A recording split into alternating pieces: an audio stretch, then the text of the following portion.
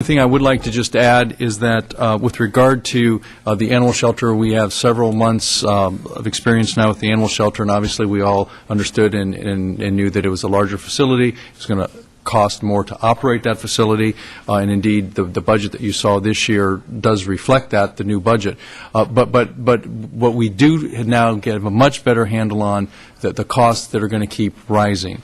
Obviously, to do the level of care at the animal shelter that we're trying to achieve and what that's going to require, and as the population keeps growing, it's become very clear and evident to me that we need to look at a model to in essence, sustain the costs that we can actually pay for.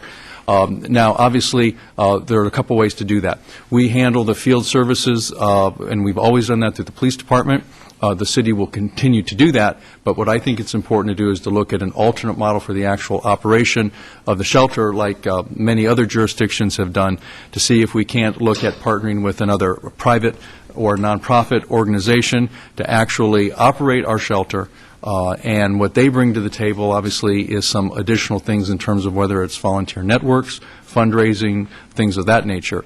We also have several models of that in the city now. For example, we do that with the Convention Center, with the Bureau of Tourism, with the wastewater treatment plant. In essence, we look for some outside entity to help us operate a specific type of function and helps us to control costs. So I just want to let you know I'm going to be exploring that because we have about $1 million cost to operate the shelter. And by everything that I see, those costs are going to continue to rise, and I need to bring to you a model that we're able to cap those costs and move forward in a way that doesn't continue to affect our budget. So with that, Mr. Mayor, we'll be giving more information to you as we move through time, but I just wanted to let Council know. And when will that model be coming to us? I mean, that's going to probably be a several-month process, Mayor, and we've already started that. Now, I would suggest that the budget that you're going to be approving, hopefully at the next council meeting, is constructed in a way that it carries us through where we need to be in this transition period. Okay. And my hope is that what you approve is sort of the cap, and the new model would even be actually less than that. Okay. All right. All right. Thank you, David. Any other questions before we move on to the next item? I just wanted to expand a little bit. This is a very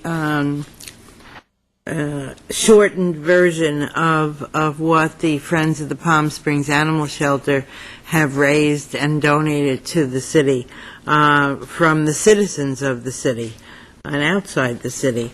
And I think it's a real testament, and I'm speaking as a member of the board of the Friends, but really owe, I think, a debt of gratitude to the hardworking board and volunteers of the animal shelter that were able to raise this money. And in actual cash donations, it's around $600, I believe, and $25,000, something in that nature.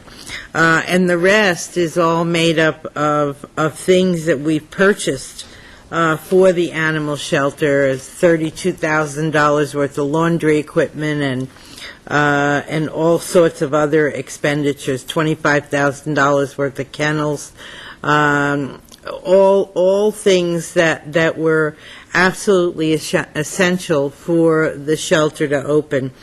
So I just wanted to give a shout out to not only the Board of the Friends, but to the citizens of the city that really stepped up to the plate, the neighborhood organizations, the businesses, individual citizens that helped us raise this $930,621 that we put into the shelter, allowing it to be the wonderful shelter that it is and to open.